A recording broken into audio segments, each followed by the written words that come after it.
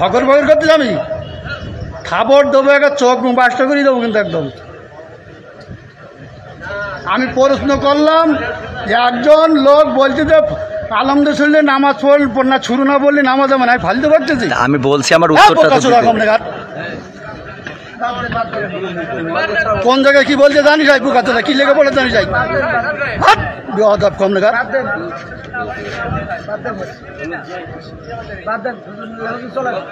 একদম বাস্ট করে দেবো চোখ একদম।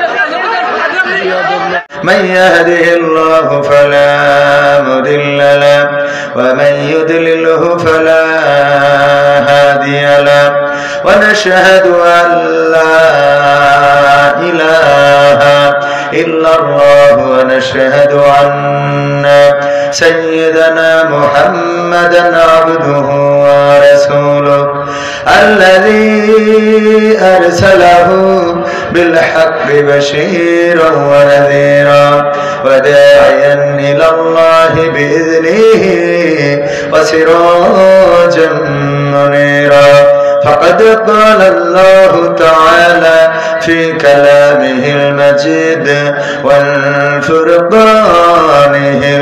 الحميد সবাই পড়েন আউযু বিল্লাহি মিনাশ শাইতানির রাজিম বিসমিল্লাহির রাহমানির রহিম ইয়া আইয়ুহাল্লাযীনা আমানুত্তাকুল্লাহ হাক্কা তুকাতিহি ওয়া লা তামুতুন্না ইল্লা ওয়া আনতুম মুসলিমুন وقال الله تعالى في شأن حبيبي إن الله وملائكته يصلون على النبي يا أيها الذين آمنوا صلوا عليه وسلموا تسليما اللهم صل على سيدنا مولانا محمد وعلى آله سيدنا এসো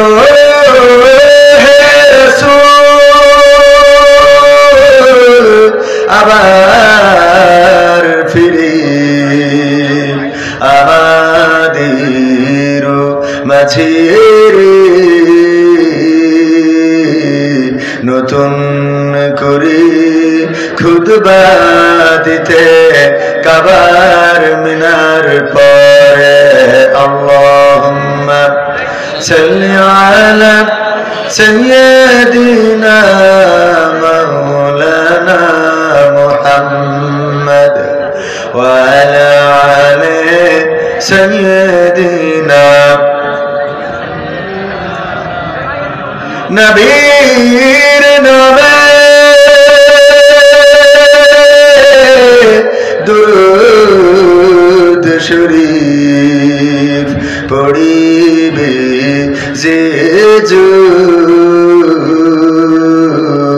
তার জন্য যে হারাম হবে জাহান্নামের আগুন আল্লাহুম্মা সাল্লি আলা সাইয়্যিদিনা মাওলানা মুহাম্মদ ওয়া আলা আলি সাইয়্যিদিনা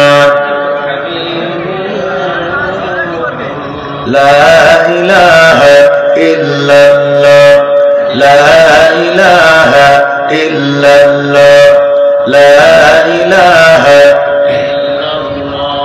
لا إله ইল্লাল্লাহু মুহাম্মাদুর রাসূলুল্লাহ সুবহানাল্লাহ ওয়ালহামদুলিল্লাহ লা ইলাহা ইল্লাল্লাহ সুবহানাল্লাহ ওয়ালহামদুলিল্লাহ লা ইলাহা ইল্লাল্লাহু মুহাম্মাদুর রাসূলুল্লাহ সাল্লাল্লাহু যার প্রেমে দিয়েছি এমন, যার নিয়ে দেখি স্বপন, হৃদয় হয় যে ব্যাকুল, সে যে আমার প্রিয় নবী মুহাম্মদ রাসূল, সে যে আমার প্রিয় নবী মুহাম্মদ রাসূল, যার প্রেমে দিয়েছি এমন, যার নিয়ে দেখি স্বপন, হৃদয় হয় যে ব্যাকুল, সে যে আমার প্রিয় নবী মুহাম্মদ রাসূল, সে যে আমার প্রিয় নবী মুহাম্মদ রাসূল, যার প্রেমে দিয়েছি এমন, মন ছুটে যাই যার টানে,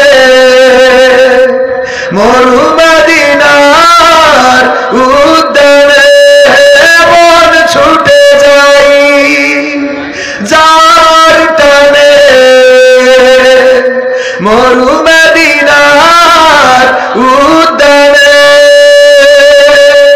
সুভাষ ছড়ায় বিশ্বব্যাপী, সুভাষ ছড়ায় বিশ্বব্যাপী, গন্ধরাজ যে ফুল, সে যে আমার প্রিয় নবী মুহাম্মদ রাসূল, সে যে আমার প্রিয় নবী মুহাম্মদ রাসূল, যার প্রেমে দিয়েছি এমন, মন উদাসী মনের দানে, তারেই শুধু কাছে টানে, যার প্রেমেরই আর তো না দে, মন যে আমার শুধুই কারে,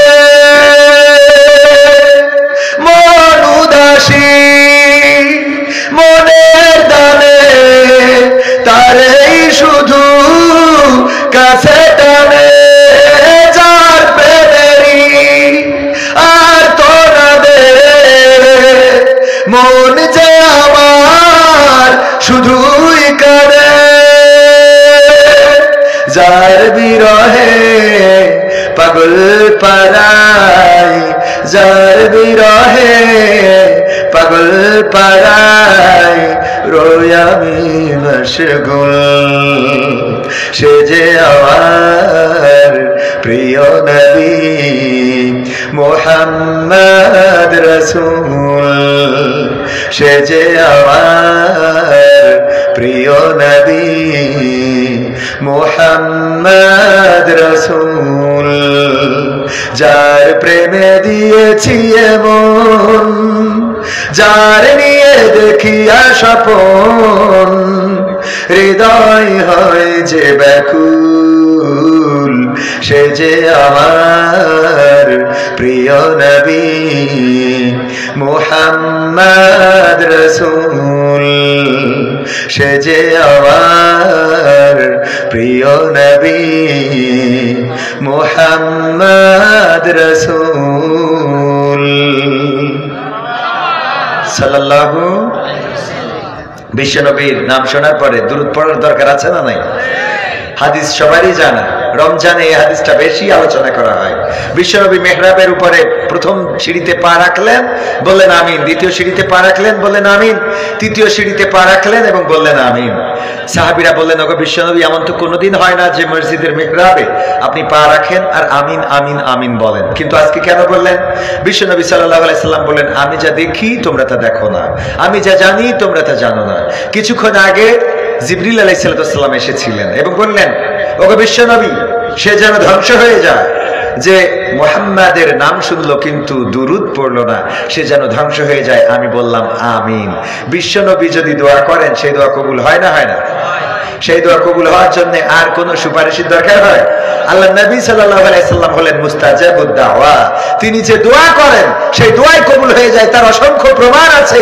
আল্লাহ নবী দোয়া করেছিলেন, ওগো রব, তুমি যদি ওমরের মতো, তুমি যদি আবু জাহেলের মতো, উতবা সাইবা মুগিরার মতো করে একজনকে ইসলামের জন্য করে দিতে, তাহলে ইসলামের মান মর্যাদা বেড়ে যেত।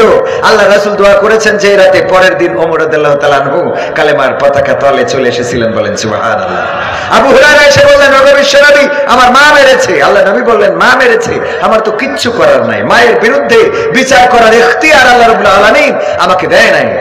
আবু হুরায়রা বললেন, ওগো বিশ্বনবী, আমি মায়ের জন্য বিচার নিয়ে আসি নাই, সালিশের জন্য আপনাকে বলি নাই, আমি আপনার কাছে এসেছি একটু দোয়া করে দিবেন, কারণ আমার মা মুশরিক। গতকাল রাত্রে ফিরেছি দেরি করে, মা বললো কই ছিলি? আমি বললাম আমি তো জামাত ইসলাম করে বেড়াচ্ছিলাম। মানে কথার কথা মানে আমি তো ইসলামী আন্দোলন আল্লাহ রাসূল সাল্লাল্লাহু আলাইহি সাল্লামের কদমের কাছে ছিলাম, যে কদম চুমতে পারলে পৃথিবী ধন্য হয়ে যায়। আমার মা বললেন যে তুই মুহাম্মাদের কাছে ছিলি এত রাত পর্যন্ত। আমার বেদম পিটাইলো, পিটাই কয় যে হয় বাড়ি ছাড়বি নাই ওই কদম ছাড়বি, তোর সমর্থক ফরম পূরণ করা তোর বের করে দিচ্ছি। কিসের জনসংযোগ? তো এইগুলো বলার পরে আমি চলে আসছি, বিশ্বনবী একটু দোয়া করে দেন, আমার মাকে যেন আল্লাহ রাব্বুল আলামিন কালেমার পতাকা তলে এনে দেয়।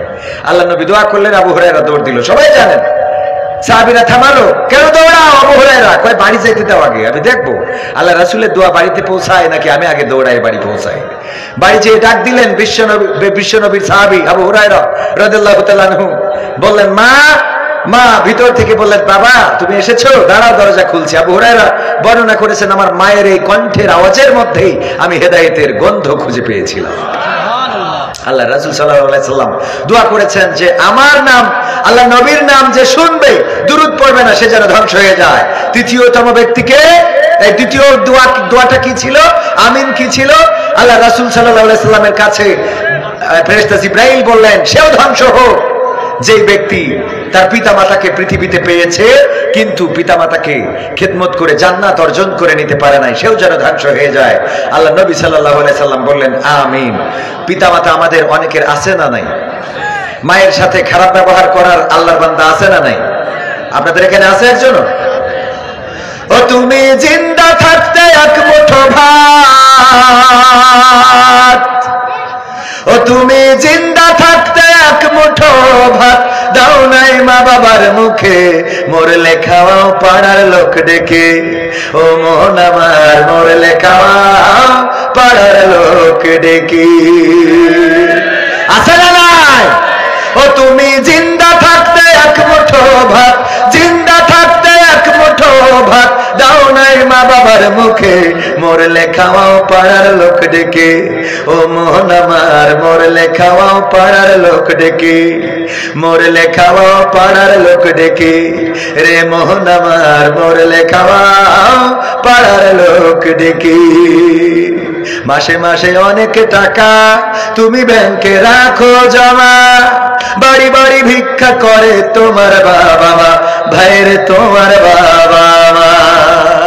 মাসে মাসে অনেক টাকা তুমি ব্যাংকে রাখো জমা, বাড়ি বাড়ি ভিক্ষা করে তোমার বাবা মা, ভাইয়ের তোমার বাবা মা।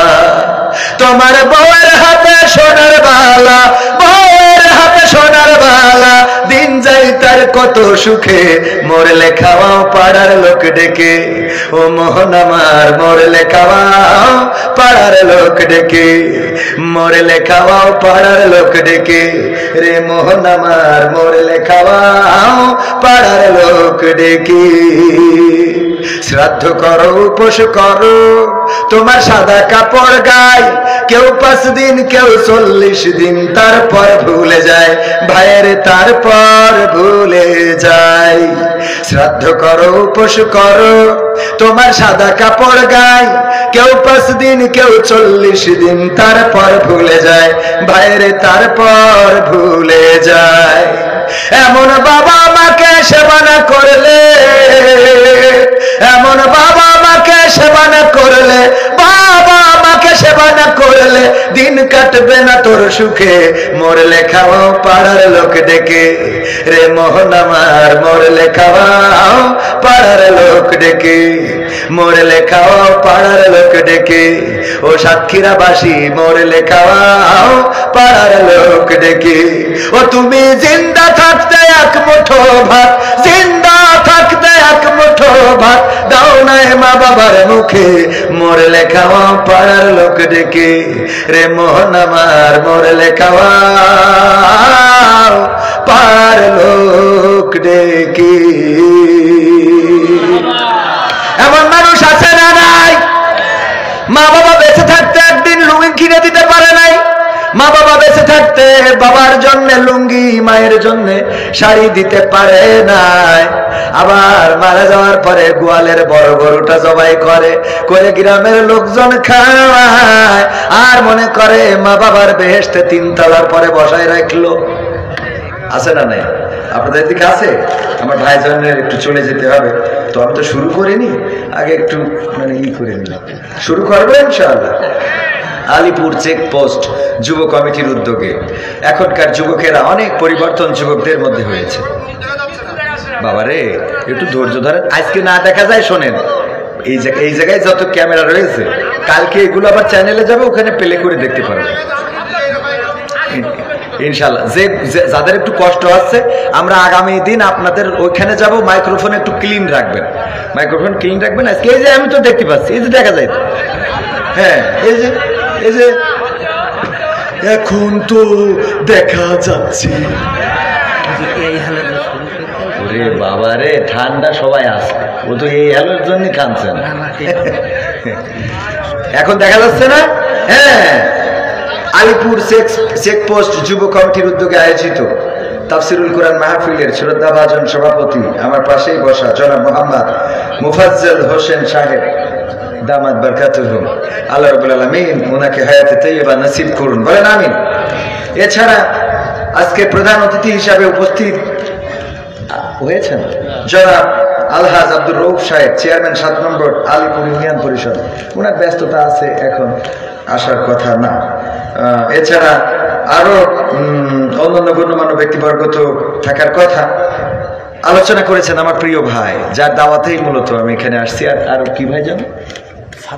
আমাদের ফারুক ভাই যশোরের সন্তান, সাতক্ষীরাতেই থাকেন, বিবি বাচ্চা নিয়ে এখানেই মোটামুটি সেটেল আলহামদুলিল্লাহ, ব্র্যাকে জব করে। তো উনার দিয়ে উনি, উনার দিয়ে আমি, আবার আপনারা সবাই মিলে আলহামদুলিল্লাহ। আল্লাহ আমার ফারুক ভাইকে কবুল করুন, বলেন আমি।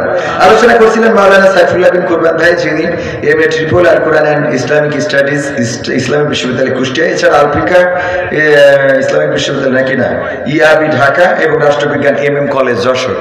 আল্লাহ রাব্বুল আলামিন এই সার্টিফিকেটগুলো অর্জন করার তৌফিক দান করেছেন। আমার প্রিয় ভাই কণ্ঠস্বরটা আল্লাহ দ্বীনের জন্য কবুল করেছেন, এই কণ্ঠটা গোটা বিশ্বময় কবুল করে নিন, বলেন আমিন।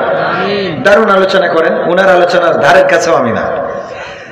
আলোচনা আমার পরে আবার করবেন আমাদের প্রিয় ভাই আল কোরআন এন্ড সায়েন্স বিষয়ে উচ্চতর ডিগ্রি প্রাপ্ত আল আজহার বিশ্ববিদ্যালয়ের সুযোগ্য ছাত্র মাওলানা মোস্তফা মাহবুবুল আলম সাহেব, যিনি আমার শ্রদ্ধাভাজন ভালোবাসার ব্যক্তিত্ব, অনেক মহব্বত করি, উনিও মহব্বত করেন। এসে পড়েছেন তাই না? কিছুক্ষণ আগে মনে হলো যে উনি আসছেন, আমি মনে করলাম অন্য কোনো অতিথি হয়তো এসেছেন। উনি অপেক্ষমান আছেন, কিছুক্ষণের মধ্যেই আপনাদের মাঝে আসবেন, আলোচনা করবেন। এছাড়া স্টেজে আরো গণ্যমান্য ব্যক্তি পরিচালনায় আমার প্রিয় ভাই রয়েছেন হাফেজ মাওলানা রফিকুল ইসলাম সাহেব। আমার সামনে যারা বসে আছেন তাদের মধ্যে এমন অনেকেই আছেন যাদের জুতা বহন করার যোগ্যতা এখনো আমার হয় নাই। আপনাদের জুতা জোড়াটা সোজা করে দিতে পারলে আমি নিজেকে ধন্য মনে করতাম। অনেক আবেদ লোক রয়েছেন, অনেক মুফতি, মুহাদ্দিস, মুফতামিম, হাফেজ, কোরআনের খাদেম, এমন তাহাজ্জুদ গুজারি আছেন যারা মুস্তাজাবুদ দাওয়া, দোয়া করলে আল্লাহ কবুল করে নেন।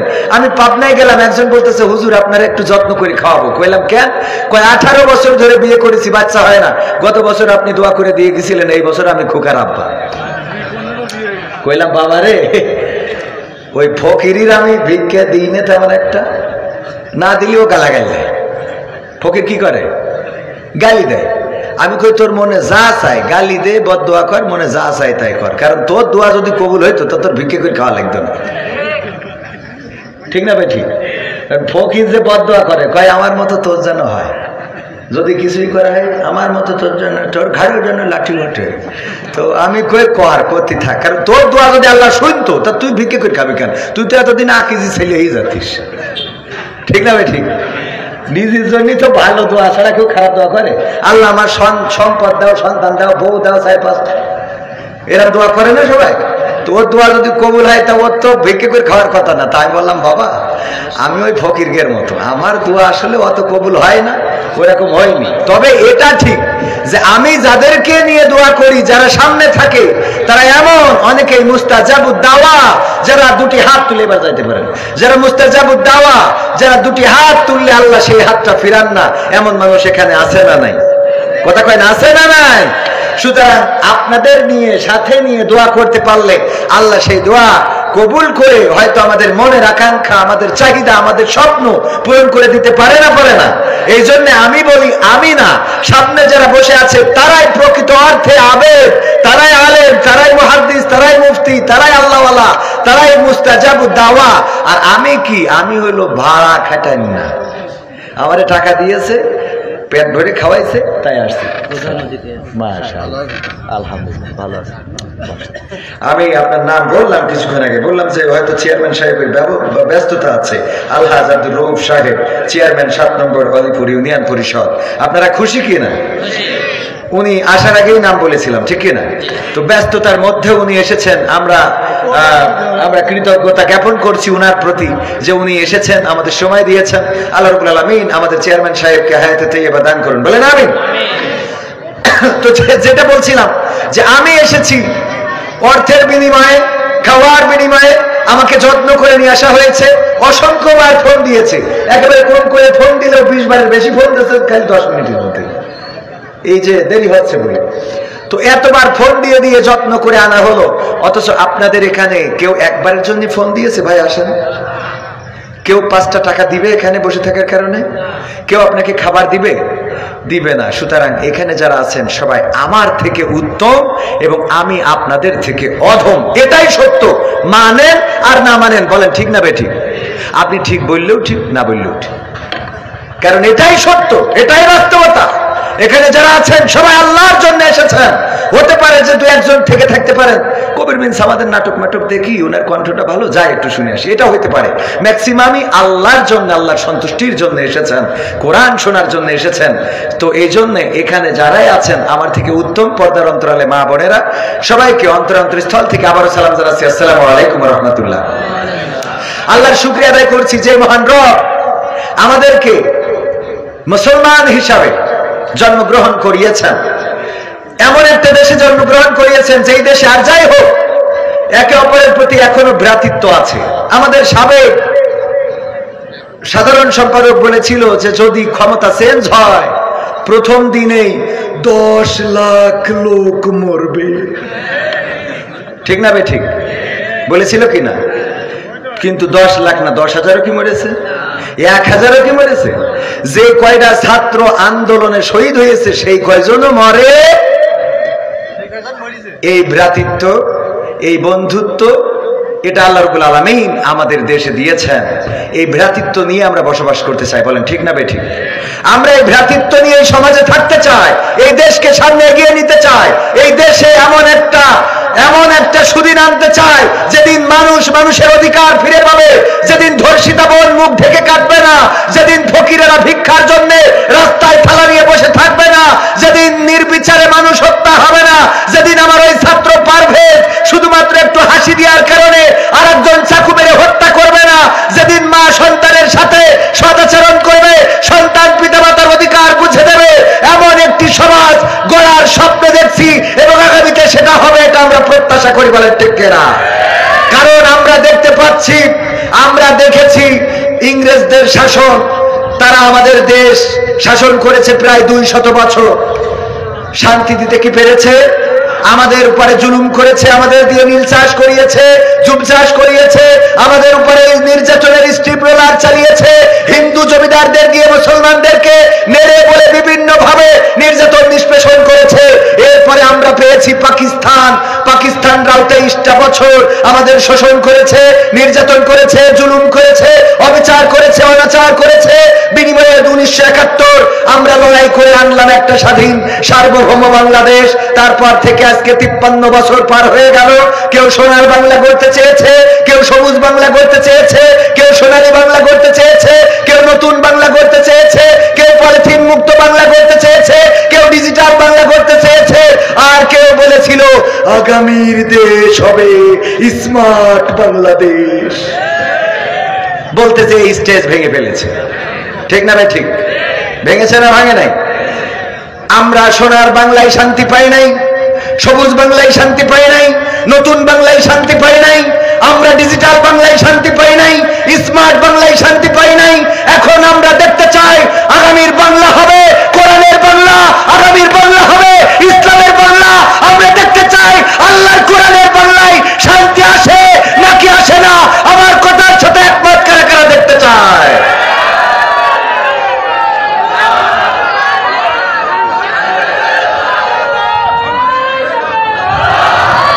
সমাধান খুঁজে খুঁজে ক্লান্ত হয়েছে যারা, সমাধান যদি পেতে চাও সব পথ গিয়ে ভুলে কোরআন দেখো খুলে।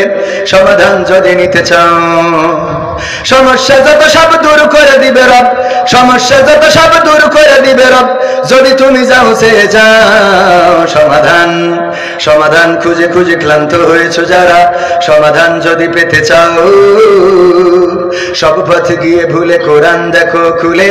সমাধান যদি নিতে চাও কোরআন ধরি না বলে, কোরআন পড়ি না বলে চারিদিকে হই লাঞ্ছিত, কোরআন জানি না বলে, কোরআন মানি না বলে সব অধিকার বঞ্চিত। কোরআন ধরি না বলে, কোরআন পড়ি না বলে চারিদিকে হই লাঞ্ছিত, কোরআন জানি না বলে, কোরআন মানি না বলে সব অধিকার বঞ্চিত। মরিচিকার পিছে না ঘুরে মিছে মিছে, মরিচিকার পিছে না ঘুরে মিছে মিছে, কোরআনটা খুলে দেখে নাও। সমাধান সমাধান খুঁজে খুঁজে ক্লান্ত হয়েছে যারা, সমাধান যদি পেতে চাও সব পথ গিয়ে ভুলে কোরআন দেখো খুলে। সমাধান যদি নিতে চাও কোরআনে খুঁজে পাবে সংসার নীতি, আর কি হবে রাষ্ট্রের নীতি।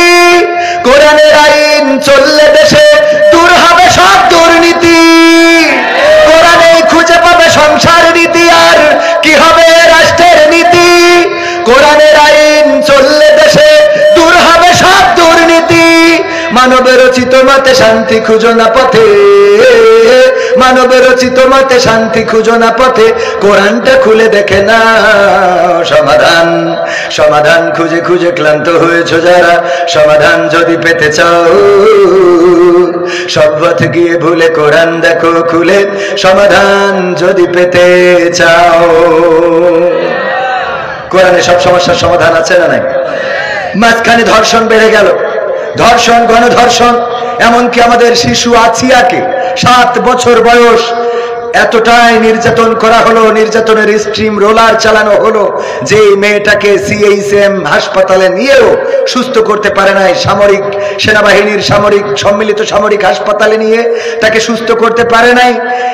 এত নির্যাতন, তার উপরে পাশবিক আচরণ করা হয়েছে। সেই সময় বামপন্থীরা পর্যন্ত শাহবাগে নামলো, আর তারা দাবি জানালো ধর্ষণের শাস্তি হতে হবে মৃত্যুদণ্ড। জানেন কিনা বামপন্থী কারা? বামপন্থী কারা? যারা আল্লাহতে বিশ্বাস করে না, পরকালে বিশ্বাস করে না, ইসলাম বা অন্যান্য ধর্ম, কোন ধর্মকে তারা মানতে চায় না, এরাই হলো বামপন্থী। এই বামপন্থীরা, ডানপন্থী হলো যারা ধর্মের অনুশাসন মেনে চলে, হোক সে হিন্দু, হোক সে বৌদ্ধ, হোক সে খ্রিস্টান, হোক সে মুসলমান, যে ধর্মের হোক না কেন, যারা ধর্মীয় অনুশাসনকে বিশ্বাস করে মেনে চলে তারা কোন পন্থী? ডানপন্থী। আর যারা মানে না তারা কোন পন্থী? বামপন্থীরা বলল যে ধর্ষণের শাস্তি হতে হবে কি শাস্তি? মৃত্যুদণ্ড। আর আমার রব 1400 বছর আগে বিশ্বনবী হযরত মুহাম্মদ সাল্লাল্লাহু আলাইহি সাল্লামের মাধ্যমে ধর্ষণের শাস্তি কি জানিয়ে দিয়েছেন? কথা কয় না, কি জানিয়ে দিয়েছেন? মৃত্যুদণ্ড। এখন খুন হচ্ছে তুচ্ছ কারণে। মেয়েদের দিকে তাকিয়েছে পারভেজ, তাকিয়ে নাকি হেসেছে? আসলে তাদের দিকে তাকিয়ে হাসলো না জেল লেগেছে তাই হেসেছে? কি কারণে হেসেছে? কোনো কারণ ছাড়াই হাসলো, অথবা কারণেই হাসলো। এই হাসির অপরাধে আসলে কি তার কি মেরে ফেলা যাবে? এই মৃত্যুর এইভাবে মেরে ফেলার এখতিয়ার কি কোনো মানুষের আছে? ইফটিজিং এর জন্য অবশ্যই আইন আছে, আইনের কাছে যেতে পারবে। আইনের শাসন যেহেতু বাংলাদেশে এখন তো কোনো দলের সরকার নেই, এখন তো গড় মিলায় জনগণের সরকার, ঠিক কিনা? গড় মিলায় জনগণ তো ডক্টর ইউনূসকে চেয়েছিল। এখন যদিও কথা উল্টো পাল্টা হচ্ছে, কিন্তু ওই সময় তো কেউ মানে বিরোধিতা করে না, এক বাক্যে মেনে নিয়েছে না নেয় নাই? কথা কয় না, নিয়েছে না নেয় নাই? এক বাক্যে মেনে নিয়েছে। বরং এখন এমন একটা দিন আসতে যাচ্ছে সম্ভবত যে আগামী দিনে ডক্টর ইউনূসকে ক্ষমতায় রাখার জন্য রাজপথে আন্দোলন হইতে পারে, ঠিক না ভাই? ঠিক এরকম একটা দিন হয়তো আসতে যাচ্ছে। কিন্তু নির্বাচিত সরকার বাংলাদেশে দরকার।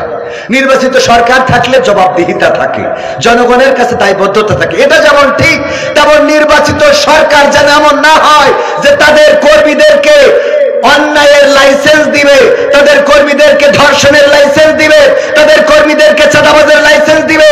এমন সরকার বাংলাদেশের জনগণ আর দেখতে চায় না। এমন সরকারের চেয়ে বর্তমান যে আছে দরকার হলে সেই থাকুক, তাও যেন এমন সরকার না আসে, ঠিক না ভাই? ঠিক। কারণ এতদিন 16টা বছর কথা বলতে দেয় নাই, কথা বলা যায় নাই, রাজপথে নামতে দেয় নাই। মামলা হামলা জেল জুলুম এতটাই হয়েছিল যে আমাদের এক বক্তা বললেন যে উনি গিয়েছেন এক জায়গায়, যাওয়ার পরে বলতেছে চলেন আলহাজের চায়ের দোকান থেকে একটু চা খেয়ে আসি। তো চায়ের দোকানে যেয়ে দেখে যে চায়ের দোকানদার তার চেহারা দেখে বোঝাই যাচ্ছে যে এই লোক অন্তত আলহাজ হইতে পারে না। যেমন এই যে দেখেন আমাদের আলহাজ আব্দুর রউফ সাহেব, চেয়ারম্যান সাহেব, ওনার চেহারা দেখলে কিন্তু বোঝাই যাচ্ছে উনি একজন হাজি মানুষ। কারণ স্ট্যান্ডার্ড, ওনার টাকা পয়সা আছে, হজে যাওয়ার মতো অ্যাবিলিটি আছে, ঠিক না বেটি? কারণ হজে যাওয়ার একটা টাকা, এটা তো অ্যাবিলিটি। ওমরা হইলে তো একটা কথা ছিল যে ভ্যান চালক রিক্সা চালক তারা যাইতে পারে। তো বলতেছে যে চায়ের দোকানদারের বলতেছে ভাই এটা কি আসলে আলহাজের চায়ের দোকান? কয় হ্যাঁ। তো সে কই? আমি। তো আপনি হজ করেছেন কত সালে? কয় হুজুর মাইন্ড করবেন না, আমি আসলে হজ করিনি, আর আমি আসলে আলহাজও না, আমি হলাম জেল হজ। কি হজ? জেল হজ। তো জেল হজ কেন? তা বলতেছে যে হুজুর আমি ওই গাঞ্জার ব্যবসা করতাম। কে ব্যবসা? আপনাদের এদিকে ডালির ব্যবসা আছে? হ্যাঁ, ডালির, বুটির ডাল। হ্যাঁ, ও ফেন্সি ডাল। আচ্ছা, তো যাই হোক, এখন ওগুলো না বলি, আল্লাহ মাফ করুক। আমার গতকালকে এই অঞ্চলে মাহফিল ছিল, কোন জায়গায়? এদিকে কাকডাঙ্গা।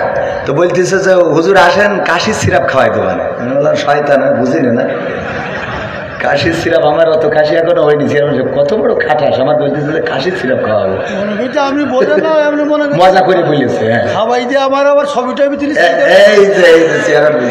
মানে কাশির সিরাপের নাম করে খাওয়াই দেয়, ছবি তুলে। যাই হোক, আলহামদুলিল্লাহ চেয়ারম্যান সাহেব সত্যি সুন্দর একজন মানুষ।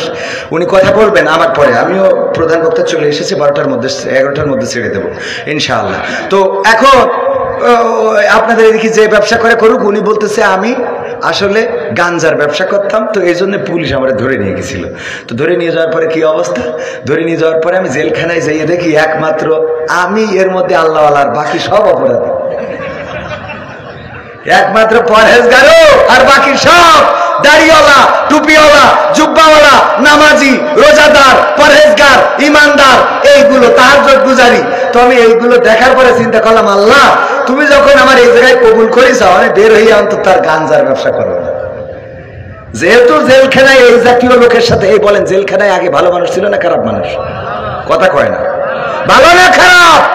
বরং ধর্ষণের সেঞ্চুরি যারা করেছে, জাহাঙ্গীরনগর বিশ্ববিদ্যালয়ে ধর্ষণের সেঞ্চুরি করে উদযাপন করেছে, তাকে আইনের আওতায় আনা হয় নাই। খুন খারাপি করে দিনের বেলায় প্রকাশ্য ঘুরে বেরিয়েছে, অস্ত্র উঁচিয়ে প্রকাশ্য ঘুরে বেরিয়েছে, মানুষকে লাঞ্ছিত করেছে, বঞ্চিত করেছে, অপমানিত করেছে, অপদস্থ করেছে, তাদেরকে আইনের আওতায় আনা হয় নাই। আর যদি আনা হয়েছে, আইনের ফকফকা দিয়ে তাদেরকে পার করে দেওয়া হয়েছে। বলেন ঠিক কিনা?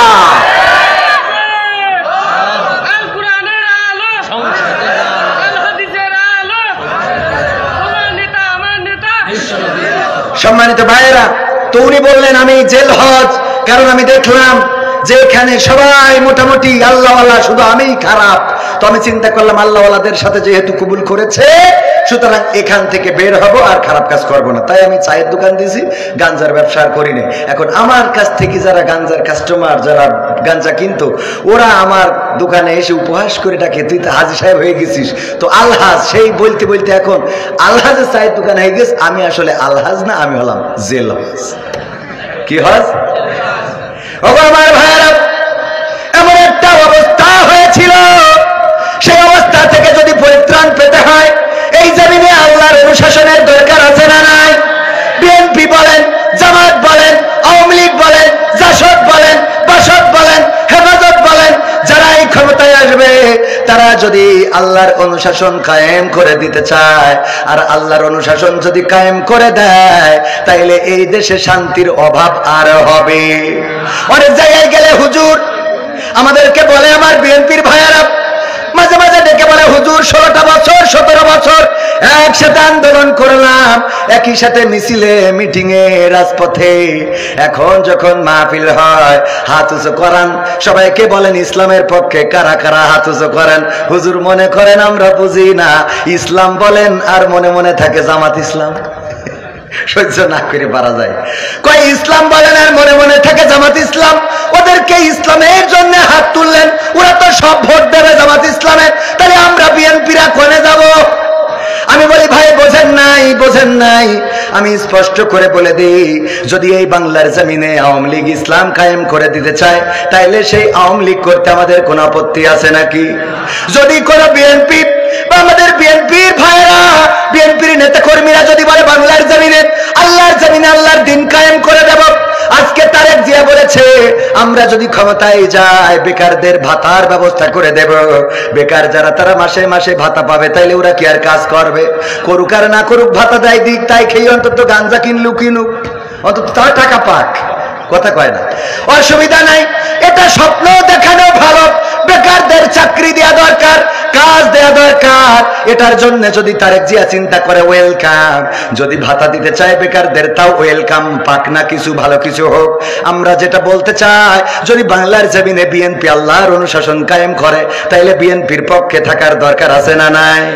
কিন্তু বাংলার জমিনে যদি জামাত ইসলাম, হেফাজতে ইসলাম চরমা নাই, তারা যদি ইসলামের বিরুদ্ধে চলে যায়, আল্লাহ ও তার রাসূলের বিরুদ্ধে দল করে, কোরআনের বিরুদ্ধে কথা বলে, তাইলে এমন ইসলামী দল কি করা যাবে? জামাতের আমির যদি ইসলামের বিরুদ্ধে চলে যায়, জামাত ইসলাম বিয়ে হেফাজত চরমনায়, ইসলামের কথা যারা বলে বেড়ায়, তারাও যদি ইসলামের বাইরে কথা বলে, তাইলে তাদের বিরুদ্ধে রাজপথের নামতে আমরা রাজি আছি না নাই? ও আমার ভাইরা, আল্লাহর নবী এমন একটা সমাজ এনে দিলেন কোরআনের আলোকে, কোরআনের আদলে এমন একটা সমাজ আনলেন, যেই সমাজে বঞ্চিতরা অধিকার ফিরে পেল, যেই সমাজে নারীরা তাদের সম্মান ফিরে পেল, যেই সমাজে দাসীরা, দাসেরা তারা তাদের ইজ্জত, তাদের অধিকার ফিরে পেল, যেই সমাজে ধর্ষণ করলে শাস্তি পেত, জেনা করলে শাস্তি দেওয়া হতো, মা তার সন্তানের সাথে কেমন আচরণ করবে, সন্তান তার মায়ের সাথে কেমন আচরণ করবে, বাড়ির মালিক তার কর্মচারীর সাথে কেমন আচরণ করবে, কর্মচারী তার মালিকের সাথে কেমন আচরণ করবে, সব সুন্দর করে দেখিয়ে দিলেন, শিখিয়ে দিলেন। এমন একটা সমাজ গড়ে দিলেন। ওমর রাদিয়াল্লাহু তাআলা আনহুর জামানা দুইজন যুবক একজন যুবককে ধরে নিয়ে এসেছে, এসে বলল, ওগো ওমর, আমাদের এই যে যুবকটারে ধরে এনেছি, সে আমাদের বাবাকে হত্যা করেছে, আমরা বিচার চাই। ওমর রাদিয়াল্লাহু তাআলা আনহু বললেন, ঠিক আছে। ওই যুবককে বিচারের কাঠগড়ায় দাঁড় করানো হলো। বাকি দুইজন যুবক দাঁড়ালো অপর পাশে। বলল, যুবক তো বলো তোমাদের অভিযোগ কি? ওই দুইজন যুবক বলল, ওই যে যুবকটা সে আমাদের পিতাকে হত্যা করেছে, পাথর নিক্ষেপ করে মেরে ফেলেছে, আমরা এর বিচার চাই। ওই যুবককে জিজ্ঞাসা করা হলো, তারা যে অভিযোগ করেছে কথা সত্য না মিথ্যা? বলল সত্য। আসলে কি হত্যা করেছ? বলল, ওমর, আমি মিথ্যা বলবো না। আসলেই হত্যা করেছি, তবে হত্যা করে আমার উদ্দেশ্য ছিল না। আমার একটা উট উনার খেতে যে উনার বাগান নষ্ট করেছে অথবা খামারের ফসল নষ্ট করেছে, এই কারণে পাথর নিক্ষেপ করেছে, আমার উটের চোখে লেগেছে, উটটা ছটফট করছে, এটা দেখে আমি একটা পাথর নিয়ে উনার বাবার দিকে মেরে দিয়েছি। এই পাথরের আঘাতে তার বাবাও মারা গিয়েছে। আমার উদ্দেশ্য ছিল না মেরে ফেলা, কিন্তু যেহেতু সে খুন হয়ে গেছে, যেহেতু তাকে হত্যা করা হয়ে গেছে, সুতরাং আমি অপরাধী। ওমর রাদিয়াল্লাহু তাআলা আনহু দুইজন যুবককে জিজ্ঞাসা করলেন, তোমরা কি চাও? রক্তপণ যদি চাও রক্তের দাম দিবে, যদি ক্ষমা করে দিতে পারো ইখতিয়ার আছে, আর যদি শাস্তি চাও হত্যার বদলে হত্যা কিসাস কায়েম করা হবে। দুইজন যুবক বলল, আমার বাবার হত্যার বদলে আমরা হত্যা চাই।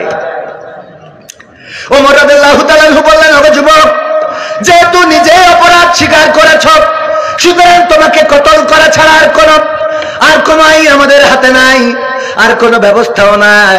তোমার শেষ ইচ্ছা কি, তোমার আকাঙ্ক্ষা কি, তুমি কি চাও আমাদের কাছে ব্যক্ত করতে পারো? ওই যুবক বলল, ওগো ওমর, একটু সুযোগ চাই, আমি বাড়িতে যাব, আমার এতটুকু সময় দিতে হবে, তারপরে আমি চলে আসব। আমি বাড়িতে যাব, আমার একটু সময় দিতে হবে, 1 ঘন্টা 5টা ঘন্টা অথবা একদিন একটা সময় নিলেন। বলল, ঠিক আছে, তোমার সময় দেয়া হবে, কিন্তু দাবি হলো যদি তুমি এখানে কোনো একজন জামিনদার দিয়ে যেতে পারো। কি দিয়ে যেতে পারো? জামিনদার দরকার আছে না নাই? আছে না আমার মুক্তার, আছে না আমার ব্যারিস্টার? হ্যাঁ, সেই বিচার কি জন্য বলে? রোজ হাসরের ময়দানেতে তিনি আমায় করবেন পার, আমি পাপী তিনি জামিনদার, আমি পাপী তিনি জামিনদার। আছে না একটা গান? জামিনদার, আমাদের জামিনদার কে? কয় আল্লাহ। জোরে কোন তো কে? মানে কেউ জানে কেউ জানে না। শাফায়াতকারী কে? কয় আল্লাহ। শাফিআইনা মাওলানা মুহাম্মদ, সব পড়ি সব খায়। কি বলবো মুসলমান, দুঃখের কথা, মাঝে মাঝে মনে হয় ওয়াজ মাছ ছাড়িতে ভিক্ষে করি খায়। সারা জীবন ওয়াজ করি বেড়ালাম, হুজুর ফরজ এখনো শিখাইতে পারিনি। তারপরে লাস্টে প্রশ্ন করবো, প্রশ্ন বড় হুজুর আছে, এই যে উনি দিবেন, আমি তো ছোট মোস্তফা মাহবুব আলম, উনি ওই যে মিশরের ডিগ্রি করা।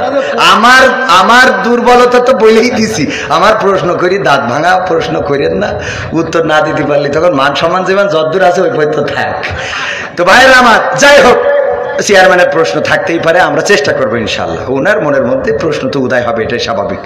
তো এখন আছেন আমার মুক্তার, আছেন আমার ব্যারিস্টার, রোজ কাল কিয়ামতের বিচারেতে তিনি আমার করবেন পার, আমি পাপী তিনি জামিনদার। এই গানটা যিনি গেয়েছেন লিখেছেন, উনি আল্লাহকে জামিনদার বলেন নাই, উনি কাকে জামিনদার বলেছেন? হযরত মুহাম্মদ সাল্লাল্লাহু আলাইহি ওয়াসাল্লামকে, এবং তিনি আমাদের জামিনদার, তিনি পরকালের ময়দানে দাঁড়িয়ে আমাদের জন্য শাফায়াতকারী হবেন। উনি একমাত্র ব্যক্তি যিনি পরকালের ময়দানে পরিচয় নিয়ে দাঁড়াবেন। আমার মা আমার পরিচয় দিবে না, আমার বাবা আমার পরিচয় দিবে না, আমার স্ত্রী আমার পরিচয় দিবে না, আমার সন্তান আমার পরিচয় দিবে না, চেয়ারম্যান বলবে না যে আমার ইউনিয়নের লোক ছেড়ে দাও, আমিও বলবো না উনি আমাদের চেয়ারম্যান, ওনার মাফ করে দাও, কেউ কারো পরিচয় দিবে না। পরকালের ময়দানে একজন, অনলি ওয়ান পারসন, শুধুমাত্র আপনার জন্য আপনার পক্ষ নিয়ে দাঁড়াবে, তিনি হলেন হযরত মুহাম্মদ সাল্লাল্লাহু। আর এই রাসূলকে আমরা চিনি না, এই রাসূলের প্রেমে আমরা পাগল হই না, এই রাসূলের জন্য ভালোবাসা থাকে না, এই রাসূলের আনিত বিধান আমাদের পছন্দ হয় না, অথচ এই রাসূলই শাফায়াতকারী হবেন। শুধু তাই না, তিনি শাফায়াত করবেন পাপীদেরকে। কাদেরকে? পাপীদের পক্ষে দাঁড়াবেন, যারা পাপী না, ওরা তো পার পেয়েই যাবে। চেয়ারম্যানের কাছে নাগরিক সার্টিফিকেট আনতে যাবে কে? যার নাগরিক সার্টিফিকেটের দরকার, মানে মানুষ বিশ্বাস করছে না এই ভালো মানুষ কিনা, সে যাবে চেয়ারম্যানের কাছে, ঠিক কিনা? আর আমার মতো মানুষ যে যদি দাঁড়ায়, ও কবির বিন সামা, ঠিক আছে আপনি যান, তাহলে আমার আর ওনার থেকে সার্টিফিকেটের দরকার আছে? তাহলে সার্টিফিকেট লাগবে কার? খারাপ মানুষের, যেই মানুষটার একজন বলবে যে না লোকটা ভালো। তো সুতরাং বিশ্বনবী কোনো ভালো মানুষের পক্ষে দাঁড়ানোর দরকার হবে না, বিশ্বনবী নামাজির পক্ষে, রোজাদারের পক্ষে, ইমানদারের পক্ষে দাঁড়ানোর দরকার হবে না, উনি দাঁড়াবেন পাপীদের পক্ষে, যে গুনাহ করেছে, অপরাধ করেছে, জেনা করেছে, ব্যভিচার করেছে, অন্যায় করেছে, তাদের পক্ষে দাঁড়ায় আল্লাহর নবী বলবেন, আল্লাহ আমার উম্মত ক্ষমা করে দাও। সুবহানাল্লাহ বলবেন। চিন্তা করা যায় যে পাপী না, তার তো আমলনামা ডাইন হাতে দেবে, কোন হাতে দেবে? কথা কয় না, ডাইন হাতে দেবে। দাড়ি পাল্লায় ওজন দিলে কোন পাশ ভারী হবে? ডাইন পাশ। এবার ফুল সিরাতে গেলে সুজা টান টানা পার হয়ে জান্নাতের মধ্যে চলে যাবে। তো ওর কি রাসূলের কাছে যাওয়ার দরকার আছে? যাবে কোনজন? যেইজন অপরাধী, পাপ করেছে, গুনাহ করেছে, জিনা করেছে, মিথ্যা বলেছে, ব্যভিচার করেছে, এমন অপরাধী রাসূলের কাছে যাবে। বিশ্বনবী সিজদায় পড়ে থাকবেন, উম্মতি উম্মতি বলে কান্না করতে থাকবেন। সাহাবীরা যে যখন দাঁড়াবেন বলবেন, ওগো নবী বিপদে পড়ে গিয়েছি, সুপারিশ করতে হবে। আল্লাহর নবী সিজদা থেকে মাথাটা উঁচু করবেন আর বলবেন, আজকের এই দায়িত্ব আমার, চলো আল্লাহর কাছে সুপারিশ করব। ওগো আমার ভাইরা, পরকালের ময়দানে বিশ্বনবী হবেন সুপারিশকারী। এই জামিনদার আমরা চিনিও না, জানিও না। কয়দিন আগে একজনের দেখলাম অনলাইনে, আমিও মাঝে মাঝে প্রশ্ন করি, উজুর ফরজ কয়টা? কয় 3টা। আমি বললাম কি? কয় জোহর, আসর আর মাগরিব। দেখেন আমার ভিডিও আছে অনলাইনে। এভাবেও ভালো কাজ করা যায়। আমি একটা অনুষ্ঠান পরিচালনা করি, 120তম পর্ব করেছি।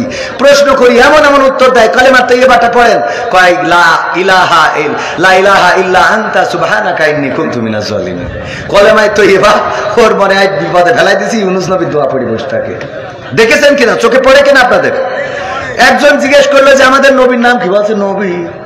বলছে নবী আছেন আমাদের নবী রাসূল, তার নাম কি? তা বলছে শেখ হাসিনা। দেখেছেন না? আমি বানাই বলছি না, বাস্তবতা। আমি একজনের জিজ্ঞেস করলাম জাতির পিতার নাম কি আমাদের মনিহারের সামনে? বলছে বঙ্গবন্ধু শেখ মুজিবুর রহমান। ও আমার ভাইরা, আমরা রাসূলকে চিনলাম না, রাসূলকে জানলাম না, কোরআন পড়লাম না, কোরআন ধরলাম না। ওদিকে যাবেন, আমি পবিত্র কোরআনের সূরা আল ইমরানের 102 নম্বর আয়াত তেলাওয়াত করেছি, মনে আছে না নাই? ইয়া আইয়ুহাল্লাযীনা আমানুত্তাকুল্লাহ হাক্কা তুকাতিহি ওয়া লা তামুতুন্না ইল্লা ওয়া আনতুম মুসলিমুন। আমার আল্লাহ বলছেন, ওগো ঈমানদারেরা, ঈমানদারদেরকে ডাক দিয়েছেন, কোন বেনামাজিকে ডাক দেয় নাই, কোন টুপি ছাড়া লোককে ডাক দেয় নাই, কোন এমন হিন্দু বৌদ্ধ খ্রিস্টানদেরকে ডাক দেয় নাই। ডাক দিয়েছেন যারা ইমানের দাবি করে আমরা ইমানদার, আমরা আল্লাহওয়ালা, ওদেরকে ডাক দিয়ে বলছে, ইমানদারেরা শোনো, ততক্ষণ পর্যন্ত তোমরা আল্লাহকে ভয় করো যেমন করে তাকে ভয় করা উচিত, আর ততক্ষণ পর্যন্ত মৃত্যুবরণ করো না, যতক্ষণ পর্যন্ত না পূর্ণ মুসলমান হতে পারো। ওগো আমার ভাইরা, এই কথা ডাক দিয়ে বলেছেন কাদেরকে? হ্যাঁ, কাদেরকে? ইমানদার। তো ইমানদার বলতে আমরা কাদেরকে বুঝি? আমার মতো দাড়িওয়ালা, টুপিওয়ালা, জুব্বাওয়ালা, পাঞ্জাবিওয়ালা, এরকম না যে উনি খুব ইমানদার, আল্লাহওয়ালা, এই তো। তাহলে আমাদেরকে ডাক দিয়ে বলছে আল্লাহকে ভয় করো যেমন করে তাকে ভয় করা উচিত, আর ততক্ষণ পর্যন্ত মৃত্যুবরণ করো না, যতক্ষণ পর্যন্ত না তোমরা পূর্ণ মুসলমান। মুসলমান শব্দের অর্থ কি? আত্মসমর্পণকারী হতে পারো। এই আত্মসমর্পণ না করে কবরের কাছে যাইতে, মৃত্যুর কাছে যাইতে নিষেধ করেছে। তো মৃত্যু আমাদের হাতে না আল্লাহর হাতে? কুল্লু নাফসিন যায়িকাতুল মাউত, প্রত্যেক প্রাণীকে মৃত্যুর স্বাদ গ্রহণ করতে হবে। কথাটা কার? আল্লাহ রাব্বুল আলামিন যখন ডাক দিবেন চলে যেতে হবে। কে চেয়ারম্যান, কে মেম্বার, কে হুজুর, কে গুজুর, কে মুফতি, কে মুহাদ্দিস, কে মাওলানা, কে জালেম, এগুলো দেখা হবে না। যখন মালাকুল মাউত চলে আসবে, জানটা নিয়ে চলে যাবে, সন্তান কাঁদতে থাকবে পাশে, ওই কান্নাই আজরাইলের মন গলবে না, পৃথিবীর কেউ ডাকতে পারবে না। আপনার এখানেই তো মেডিকেল কলেজ। কয়েকদিন আগের একটা ঘটনা দেখেছিলাম, লিফটের মধ্যে একটা মানুষ পড়ে মরে পচে গিয়েছে, তারপরে গন্ধ বের হইলে বুঝেছে যে এই নষ্ট লিফটের মধ্যে একটা মানুষ আটকে আছে। আপনাদের মনে আছে? মনে না থাকলেও আমার আছে। লিফটাই উঠেছে, মাঝ পথে যে লিফটটা নষ্ট হয়ে গেছে, ওই হাসপাতাল কর্তৃপক্ষ চিন্তাও করে না এই লিফটের মধ্যে মানুষ আটকা পড়লো নাকি পড়লো না। যেই মানুষটা তিনি ছিলেন একজন মুক্তিযোদ্ধা, এই মুক্তিযোদ্ধা মানুষটা ওই লিফটের মধ্যে মারা গেল, কেউ খোঁজ নিল না। পৃথিবীর মানুষ এতটাই নিষ্ঠুর, আপনি মারা যাওয়ার পরে আপনার এই দুনিয়ায় চলার জন্য টাকার দরকার, পয়সার দরকার, কেউ দিবে না, খাবারের দরকার কেউ দিতে চাইবে না। কিন্তু যেদিন মারা যাবেন ওই দিন আপনার কাফনের অভাব হয় না, ওই দিন আপনার লাশ দেখতে যারা আসে তাদের জন্য খাওয়ার অভাব হয় না, ওই দিন আপনার কবর দেওয়ার জন্য লোকজনের অভাব হয় না, ওই দিন আপনার শেষ বিদায় করানোর জন্য কোনো মানুষের অভাব কি হয়? কথা কেন অভাব হয়? ওরে মরলে ভাইরা আমার, আগামীতে আবারও দেখা হবে। কথা সেই পর্যন্ত যেহেতু সময় খুবই দ্রুত চলে গেছে, 11টা বেজে গেছে, তাইলে তো আমি টাইম 2 মিনিট 3 মিনিট ওভার করে ফেলেছি। আগামীতে আবারও দেখা হওয়ার প্রত্যাশা নিয়ে আজকের মতো এখানেই। আমার কথার মধ্যে যদি ভুল থাকে সেটা আমার অজ্ঞতা, আমার মূর্খতা, আমার ব্যর্থতা, আল্লাহ যেন আমাকে ক্ষমা করেন। ভালো যদি কিছু বলে থাকি সেটা আল্লাহ রাব্বুল আলামিন তৌফিক দিয়েছেন, শুকরিয়া তার। আর আমার চেয়ারম্যান সাহেবের মনে হয় ছোটখাটো একটা প্রশ্ন আমার উত্তর দেন একটু। আপনারা সারা বাংলাদেশে হুজুর নাম করা হুজুর কজন? মোবাইলে দেখলাম যে 5 জনের 5 রকম মত এই নামাজে। আপনারা হুজুর, আপনাদের পিছনে হাজার হাজার লোক নামাজ পড়ে, আপনাদের মধ্যে 12 রকম মত কেন? এটা একজন বলল, প্রথম যে লোক বক্তব্য দিলে যে আলহামদুলিল্লাহ না পড়লে তার পিছনে যে দাঁড়ায় নামাজ হবে না। আচ্ছা, মানে এখন মূল প্রশ্ন হলো আমাদের মত এত বেশি কেন? এত মত বক্তব্য দিচ্ছেন, সব শুনলাম, আমাদের মধ্যে দ্বিধাবন্ধ দিচ্ছেন তো আপনারা। একজন বলল যে নামাজ হবে না, আচ্ছা, আদৌ হবে না, তিনি খুব নাম করা উচিত, 5 জনের মধ্যে তিনি প্রথম। আচ্ছা, 2 জন বললো আদৌ নামাজ হবে না, পিছনে আরামদায়ক সূরা যদি না পড়ে। আচ্ছা, তারপরে একজন বললো না, আরামদায়ক পড়া যাবে না, একজন যখন জোরে ইমাম পড়বে তখন পিছনে পড়ার কোনো যুক্তি নেই। আচ্ছা, 5 জনের 3 জন একমত, 2 জন একমত, আমরা কোন পথে যাবো? এখানে বিষয়টা হলো ইখতিলাফ আলেমদের। নামাজ হয় না আমাদের না বাবারে, আমার তো তাহলে এবার আমি একটু উত্তর দিই। সেটা হলো, আমি তো অত বড় হুজুর এই বিষয়ে বড় হুজুর উত্তর দিক নাকি? আমি শুধু এতটুকু বলি, সেটা হলো ইখতিলাফটা আলেমদের, এই ইখতিলাফ এটা এখন শুধু না, বিশ্বনবী সাল্লাল্লাহু আলাইহি সাল্লামের সাহাবীদের যুগেও ইখতিলাফ ছিল। এটা মত পার্থক্য থাকবে। আপনি একজন চেয়ারম্যান, বাংলাদেশে অসংখ্য চেয়ারম্যান আছে না নাই? তো সব চেয়ারম্যান কি একই সুরে কথা বলে? বলেন, চেয়ারম্যান ইসলামের মধ্যে ভেদাভেদ হবে কেন? চেয়ারম্যানই করে এক জিনিস আর ইসলাম এক জিনিস। চেয়ারম্যান আর ইসলামের মধ্যে আপনারা তো বুঝাইতে পারবেন না। আমি যদি বলি, যেমন আপনি একজন আলহাজ মানুষ, দেখেন আপনি সব বাদ দেন, ইসলামের বেসিক কিছু নিয়ম আছে। ইসলামের কোনো সম্পর্ক নেই। আচ্ছা, ইসলামের তো আপনি হজটা করেছেন, তাই না? হজ করেছেন না? আমি যে প্রশ্ন আপনার কলম এখানে 600 লোক আছে, আপনি সঠিকভাবে উত্তর সঠিকটা আপনি তো উত্তরের আগেই তো বকর করতেছেন। আমার উত্তরটা দিতে দেন, আমার কথা তো বলতে দেবেন। তা বলতে না দিলে আমি কি করে বুঝাবো? ফালতু কথা বলিছেন, বলো খবরদার। ল্যাঙ্গুয়েজ সোজা করেন না, সোজা করে দেবো কিন্তু একদম বলেন। ল্যাঙ্গুয়েজ সোজা করে বলেন। আমি বলছি আমার কথা তো বলতে দেবেন। ল্যাঙ্গুয়েজ সোজা করে দেবো কিন্তু একদম। বিয়াদব লোক কম নেগার ভগর করতে আমি খাবার দেবো, একটা চোখ মুখ বাসটা করে দেবো কিন্তু একদম। আমি প্রশ্ন করলাম যে একজন লোক বলছে যে আলহামদুলিল্লাহ নামাজ পড়না শুরু না বললে নামাজ হবে না, ফালতে পারতেছি। আমি বলছি আমার উত্তরটা কোন জায়গায় কি বলছে জানি যাই, বুকাতে কি লেগে পড়ে জানি যাই, কম নেগার।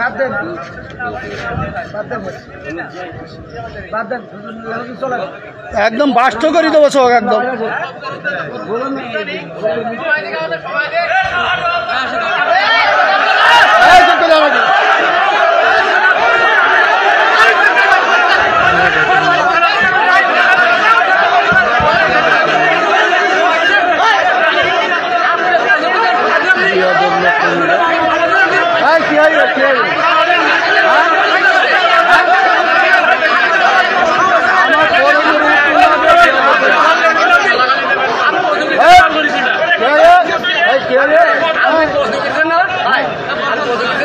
সে বলছে না